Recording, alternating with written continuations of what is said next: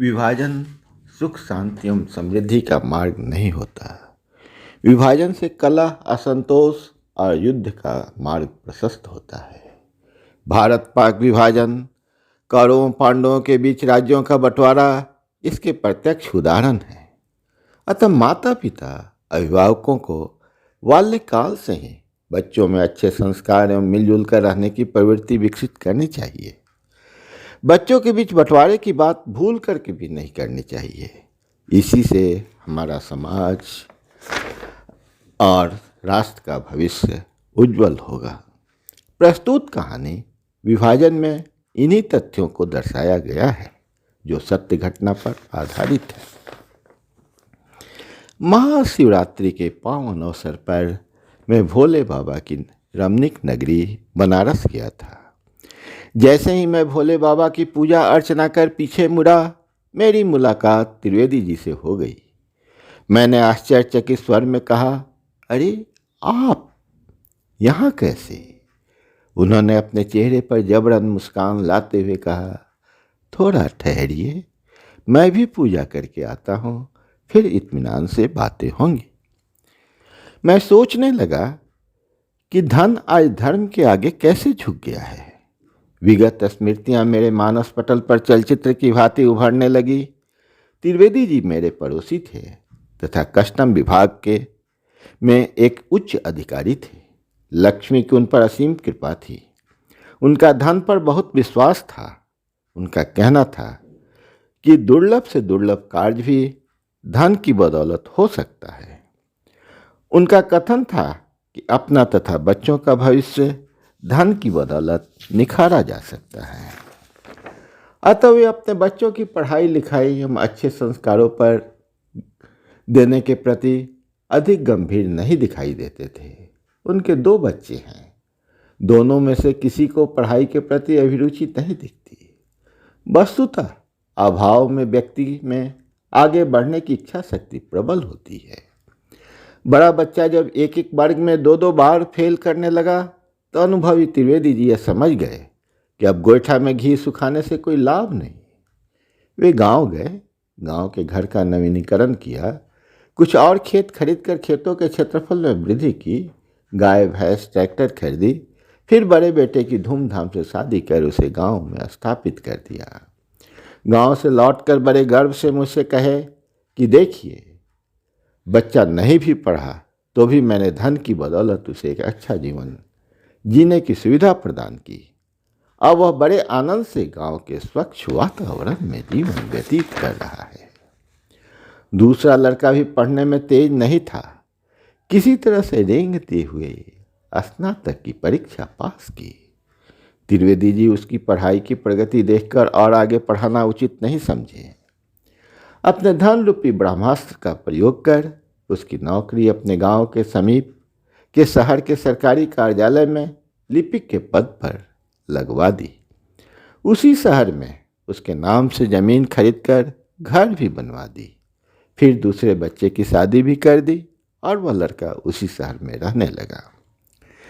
अब वे मुझसे गर्व से कहते कि देखिए नसीना साहब, मैंने धन की बदौलत अपने बच्चों को स्थापित कर दिया है। एक गांव में तथा दूसरा शहर में आनंद की बांसुरी बजा रहा है। मेरे मरणोपरांत झगड़ा न हो, इसलिए अपनी सारी संपत्ति का इसी समय विभाजन भी कर दिया है। गांव की संपत्ति बड़े बच्चे के नाम तथा शहर की संपत्ति छोटे बच्चे के नाम कर दिया है। जब मैं सेवानिवृत्त होऊंगा तो कुछ समय गांव में व्यतीत करूंगा। शुद्ध दूध दही फल फूल का सेवन करूंगा। स्वच्छ वातावरण में विचरण करूंगा। जब वहां की एक रास्ता से मन उबने लगेगा तो शहर छोटे बेटे के पास आ जाऊंगा। वहां पार्क में टहलूंगा, सिनेमा देखूंगा। इस तरह से कभी गांव तो कभी शहर में घूमते हुए मेरा बुढ़ापा आनंद पूर्वक कट जाएगा। कुछ समय के बाद उनका स्थानांतरण किसी दूसरे शहर में हो गया। फिर हम लोगों का संपर्क टूट गया। आज बहुत दिनों के बाद उनसे मुलाकात हुई है। जब मैं अतीत से वर्तमान में लौटा तो देखा कि त्रिवेदी साहब पूजा कर लौट रहे हैं। हम बड़े प्रेम से गले मिले। उनके चेहरे पर अवसाद की किरणें देखकर मैं घबरा कर पूछा कि आपकी तबीयत तो ठीक है ना? चेहरे पर हल्की मुस्कुराहट लाने का प्रयत्न करते हुए बोले, तबीयत तो ठीक ही है, किंतु दिल पर गहरी चोट लगी है। मैंने जब जानने की इच्छा प्रकट की तो वे बोले कि चलिए, पास के धर्मशाला में ही ठहरा हूं, वहीं इत्मीनान से सारी बातें होंगी। रास्ते में ही हम लोगों ने चाय नाश्ता की और धर्मशाला पहुंच गए। धर्मशाला पहुंचने के बाद थोड़ी देर तक त्रिवेदी जी आंखें बंद कर शांत रहे। फिर कहना प्रारंभ किए, जब आपसे विदा लेकर दूसरे शहर गया तो वहां मेरी पत्नी बीमार पड़ गई। बड़े से बड़े अस्पताल में बड़े से बड़े डॉक्टरों से उनका इलाज कराया, उन्हें ठीक करने हेतु एड़ी चोटी का पसीना बहाया, किंतु उनकी बीमारी बढ़ती ही गई और एक दिन मुझे छोड़कर सदा सदा के लिए चली गई। उस दिन मुझे समझ में आया कि धन के बल पर सब कुछ प्राप्त नहीं किया जा सकता। जैसे तैसे मैं अपना शेष सेवा काल पूरा कर सेवानिवृत्त हुआ। सेवानिवृत्ति से मुझे प्रसन्नता हुई। सोचा अब अकेलापन दूर होगा, बहू बेटे पोता पोती के साथ आनंद पूर्वक जीवन व्यतीत करूंगा। सबसे पहले मैं बड़े बेटे के पास गांव गया। सोचा कि मुझे देखकर वे लोग बहुत खुश होंगे, किंतु गांव पहुंचने पर ऐसा कोई लक्षण दिखाई नहीं पड़ा। उनके मुखमंडल पर अवसाद एवं चिंता की किरणें ही दिखाई पड़ी। रात्रि में बहू दूध का गिलास लिए मेरे कमरे में प्रवेश की। दूध का गिलास मेज पर रखकर मुझे कुटिल शब्दों में समझाने का प्रयास करने लगी। बाबूजी, बुढ़ापे में तो तरह तरह की बीमारियां शरीर में अपना स्थान बनाने लगती है, जिनके उपचार हेतु अच्छे अच्छे डॉक्टरों की आवश्यकता होती है, जो शहर में ही उपलब्ध होते हैं। यहाँ तो वैद्य एवं हकीमों से काम चलाना पड़ता है। अतः सेहत के लिए आपको शहर में देवर जी के पास रहना उचित होगा। अगले दिन मैं अपने पुत्र के साथ खेत एवं बागान देखने गया। रास्ते में पुत्र कहने लगा, बाबूजी, आपने हम लोगों के साथ न्याय नहीं किया। मुझे गांव में तथा छोटे भाई को शहर में स्थापित कर दिया, जहां वह मौज मस्ती कर रहा है। मेरा तो पूरा दिन खेत खलिहान में तथा पत्नी का दिन गोबर गोईठा में चला जाता है। न तो मुझे सैर करने की फुर्सत मिलती है और न पत्नी को साजो श्रृंगार करने की। वहीं छोटा भाई आराम से शहर में रहता है, उसकी पत्नी श्रृंगार करती है, वे लोग पार्क में घूमते हैं, सिनेमा देखते हैं। हम लोगों को यह सब नसीब कहाँ। हम लोगों का जीवन तो नरक बन गया है। सचमुच बाबूजी, आपने हम लोगों के साथ न्याय नहीं किया है। उन लोगों की इस तरह की जली कटी बातें सुनते सुनते मेरा जी उब गया और हम वहाँ से छोटे बेटे के पास जाना ही उचित समझे। अगले दिन बड़े बेटे से विदा लेकर मैं छोटे बेटे के पास पहुंचा, किंतु यह क्या, छोटे बहू बेटे का दिल तो बड़े बहू बेटा से भी छोटा प्रतीत हुआ। छोटी बहू ने मेरा खाट बरामदे में लगवा दी और तर्क दिया कि मेरे पास मोहल्ला टोला के लोग मिलने आएंगे तो उनके बच्चों की पढ़ाई में बाधा पहुंचेगी। बाद में जब मोहल्ले वालों ने डांट डपट किया, खरी खोटी सुनाई, तब मेरा बिस्तर एक छोटे से कमरे में लगवा दिया गया। कभी भी बहू बेटे ने चाय नाश्ता या खाना प्रेम पूर्वक नहीं खिलाया। मैं उन पर बोझ जैसा लगने लगा। सब कुछ समझते हुए भी मैं शांत रहा। जब उन्हें लगा कि उपेक्षा के बावजूद मैं शांतिपूर्वक रह रहा हूँ और यहाँ से जाने की कोई बात नहीं कर रहा हूँ, तो उनके सब्र का बांध टूट गया।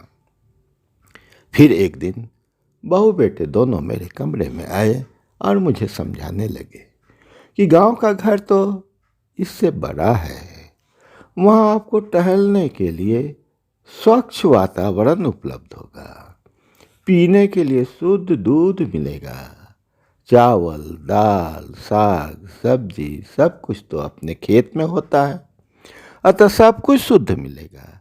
इसलिए अच्छी सेहत के लिए बाबूजी आपको बड़े भैया के पास ही रहनी चाहिए। मैं उनकी विस्मित अमृत वाणी को समझ गया। सारी रात मैं सो नहीं सका।